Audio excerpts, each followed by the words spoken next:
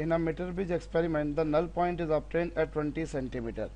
एक metre bridge में null point हमको कहाँ मिल रहा है? 20 सेंटीमीटर पर, और from one end of the wire, wire के एक एंड से हमें वो 20 सेंटीमीटर के डिस्टेंस पर मिल रहा है। व्हीटस्टोन ब्रिज आपको पता है किस प्रिंसिपल पर काम करता है? बेसिकली व्हीटस्टोन मीटर ब्रिज जो होता है बेसिकली व्हीटस्टोन ब्रिज के प्रिंसिपल पर काम करता है, और इसको नाम ही हम देते हैं मीटर ब्रिज, क्योंकि इसमें आप जो वायर लेते हैं वो 1 मीटर लंबी वायर लेते हैं, यानी कि 100 सेंटीमीटर लंबी वायर लेते हैं। ठीक है, अब हमारे पास में ये एक मीटर ब्रिज है। मीटर ब्रिज में ये हमारे पास में एक रेजिस्टेंस ये, एक रेजिस्टेंस ये, और ये 1 मीटर लंबा वायर। ठीक है, यहाँ हमने एक सेल जोड़ दिया, और यहाँ हमारे पास में गैल्वेनोमीटर। ठीक है, इसमें हमारे पास में एक रेजिस्टेंस हमें दे रखा है एक्स, और एक दे रखा है वाई।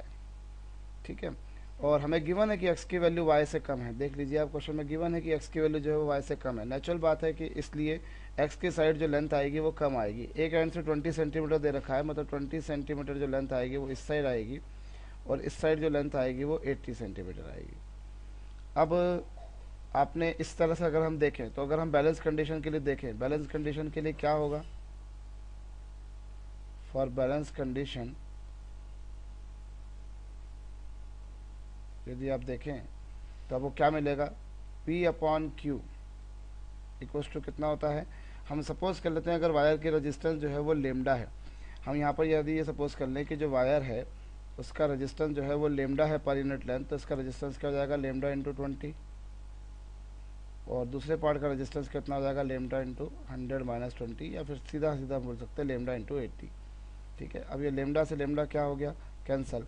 इस बेसिस पर y की जो वैल्यू आ रही है वो आ रही है 4x, y की वैल्यू 4x आ रही है।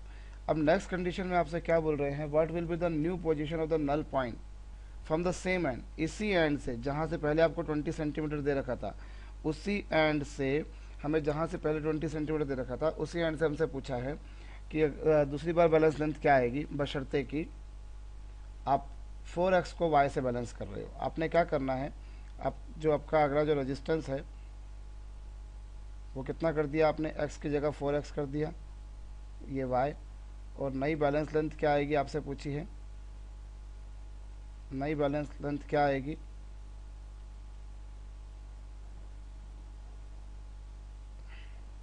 ठीक है, अब इसमें आपको नई बैलेंस लेंथ क्या आएगी हमसे ये पूछी है, तो इसके लिए हम क्या करेंगे?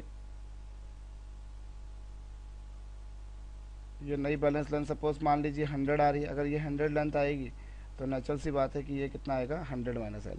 तो क्या हो जाएगा? ये 4x upon Y equals to कितना? L minus L upon 100 minus L. मैंने नई बैलेंस लेंथ की वैल्यू एल मान ली। अब आप देखिए, ये जो इक्वेशन आपको पहली बार में आई थी उसे मैंने इक्वेशन फर्स्ट सपोज कर लेता हूँ। पहली बार में जो वैल्यू आई थी उसमें देखिए आप 4x की वैल्यू जो है वो y के इक्वल है।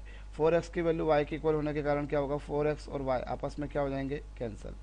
जब ये दोनों आपस में कैंसिल हो जाते हैं, जब ये दोनों आपस में कैंसिल हो जाते हैं तो इसकी वैल्यू क्या आ जाएगी? 1 इक्वल्स टू कितना?